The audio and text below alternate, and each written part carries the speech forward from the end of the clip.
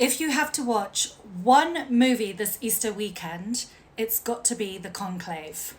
I absolutely love this film, and that's why I'm making a video about it. I don't normally comment on films, but I am a film buff when it comes to film festivals. I just love watching a shitload of films in a very short period of time. And I'm a big attender of the San Sebastian Film Festival. In 2023, I watched 27 films, and in 2024 at the festival, I watched 17 films. But the Conclave was a surprise for me because it's actually the first film that I watched at the festival, and I had no idea what it was going to be about because there was no publicity for this film. And normally when the films show at the film festival, there are several screenings, but the Conclave, I think it only had like 3 screenings in the first few days of the festival. And the only reason I went to watch it was because I had no movies to attend. So I looked at the program and I saw the face of Ralph Fiennes, who I'm a big fan of. So I decided to go and watch it. What an amazing stroke of luck that turned out to be, because it is literally now one of my best movies of all time. I absolutely love it. For me, it was the best movie in the entire festival. And Anora, which actually ended up winning, let's have a look here, 6 Oscars, despite being only nominated for 8, only. Conclave was actually nominated for 8 and only won 1 Oscar. And this movie was robbed. This movie was robbed at the freaking Oscars. And that's because the Oscars are a Jewish invention to give awards back to the Jews. This was something that I stated in an earlier video of mine that actually got my entire Instagram account deleted. I did this video prior to the Oscars of 2025 saying that if you are a Jew and you make a movie on the Holocaust, you're guaranteed an Oscar. And somebody didn't like that in Instagram. Is it a Jewish company? I think so. Thank God we've got TikTok because it's a Chinese owned company. So hopefully they're more impartial.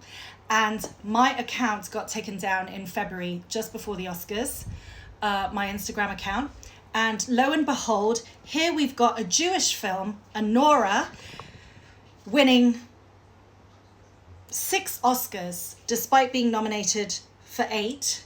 Conclave won 1 Oscar, despite being nominated for 8. Incredible. I left the cinema thinking that Conclave was going to win Best Picture, possibly Best Actor for Ralph Fiennes. I haven't watched the Adrian Brody film, but I do love Adrian Brody as an actor, so I'm not surprised that he won. However, this film did not feature in the San Sebastian Film Festival, okay? The Brutalist, it wasn't there. Anora was, but nobody talked about it. When I realized what the results of the Oscars were, I had to go back to the program of San Sebastian Film Festival 2024, which takes place in the last 2 weeks of September, and I had to see if Anora was actually featured there because I was surprised that I missed it. And yes, it was. Anora did show. I didn't hear anybody talk about it. Nobody talked about Conclave either because there were only 3 screenings at the festival, and a lot of people missed it and didn't even know what it was about. It didn't get any fanfare, but it was a fucking stunning film. Easily one of the top 5 films of my life. I thought that it would also win Best Director. The cinematography, which I also thought it would win, was amazing. Every single shot was like a still photo, artfully arranged. Everything was a piece of art. Every single second of this movie was a piece of art, down to the dialogue being so simple. And the fact that I heard Latin, Spanish, Italian, English, all spoken in the same movie. It was amazing. I mean, I really hope that the future of movies is like that, because I'm somebody that comes from 4 different nationalities and I speak 5 languages, and I don't understand why movies are still monolingual.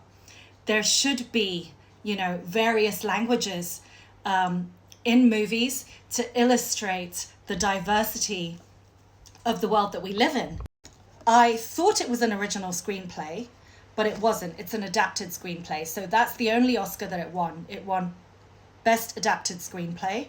Fair enough. I wanted it to win Best Music. I thought the music was amazing. The other two things that I really thought it deserved Oscars for was costuming.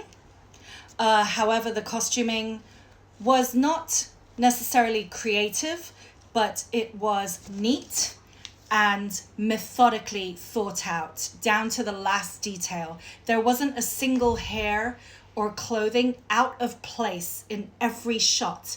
I could have been watching it as a photographer, watching a series of stills, or as a videographer, cinematographer, watching it as a movie made up of a continuum of stills. This is how much I loved this movie.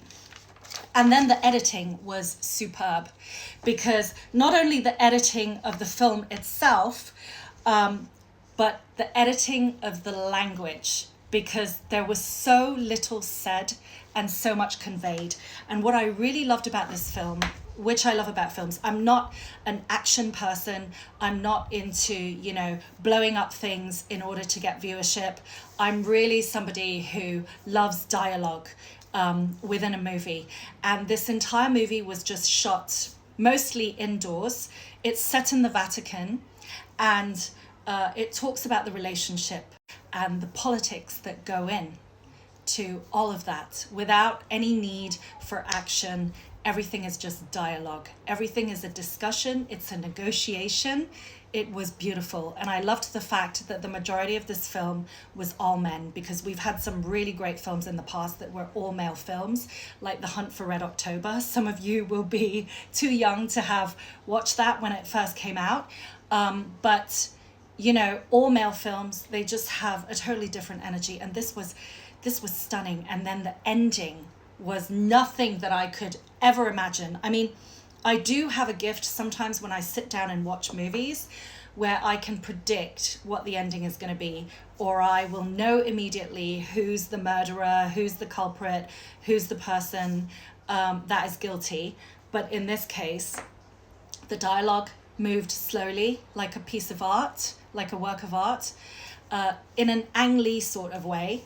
And then the ending just shook the core of everybody that was watching this, because none of us could have predicted that the ending would be that way.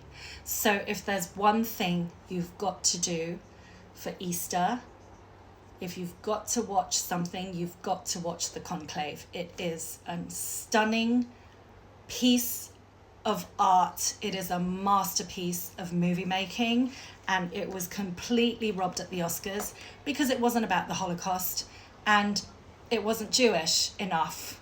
But it is about the Catholic Church and the Vatican in particular, and the politics that go on inside of it between the people that work, keeping our faith in religion alive.